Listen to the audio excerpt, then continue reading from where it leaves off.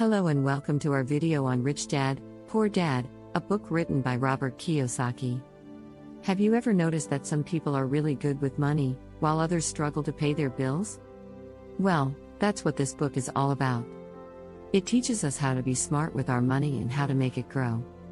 In the book, Kiyosaki talks about two dads he had in his life, his real dad, who he calls Poor Dad, and the dad of his best friend, who he calls Rich Dad.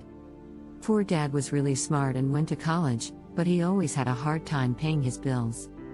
Rich Dad wasn't as educated, but he became very successful and had lots of money.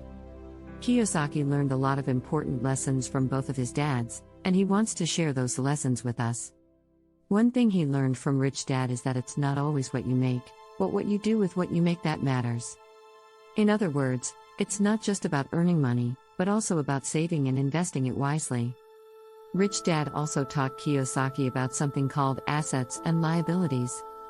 An asset is something that puts money in your pocket, like a business or a rental property.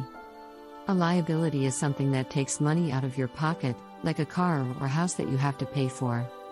Rich Dad said that it's important to have more assets than liabilities, because that's how you build wealth. Another lesson Kiyosaki learned is the power of leverage. Leverage is when you borrow money to make an investment. For example, if you have $100 and you use it to buy a stock that goes up in value, you'll make a profit. But if you use leverage and borrow $1,000 to buy the same stock, your profit will be much bigger. So those are just a few of the things Kiyosaki learned from his rich dad.